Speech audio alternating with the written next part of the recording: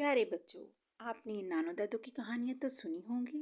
मैं आपको एक कहानी सुनाती हूँ जो है शहजादी नीलम के बारे में। लेकिन उससे पहले आप मेरे चैनल को सब्सक्राइब कर लें, बेल आइकन को प्रेस कर लें ताकि आपको रोज नई नई कहानियां मिल सकें। चलिए शुरू करते हैं। पुराने वक्तों की बात है। किसी सल्तनत पर एक संगदिल बादशाह की हुक्मरानी थी।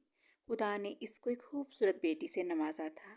एक दिन बादशाह ने दरबार के हासन नजूमी से दरियाफ्त किया कि बताओ, शहजादी नीलम की शादी किस मुल्क के बादशाह के साथ होगी।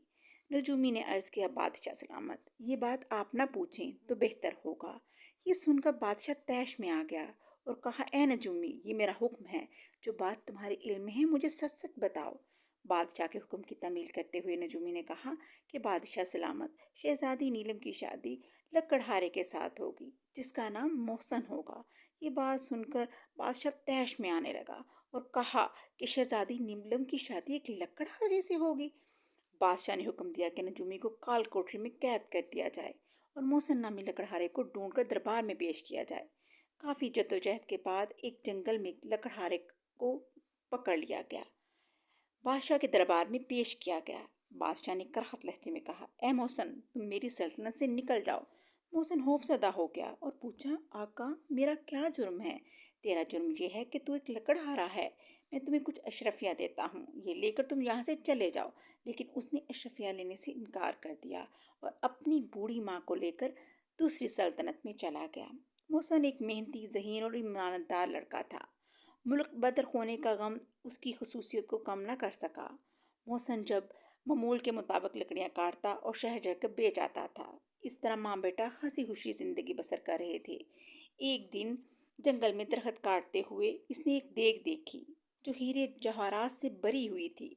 इस खजाने को लेकर वो बादशाह सलामत के पास चला गया और सारा खजाना बादशाह की खिदमत पे पेश कर दिया। बादशाह लकड़हारे से बहुत मुतासिर हुआ और सोचा, क्यों ना इस ईमानदार इंसान को अपनी सल्तनत सौंप दी जाए। क्यों ना बूढ़े बादशाह को कोई जानशीन नहीं था,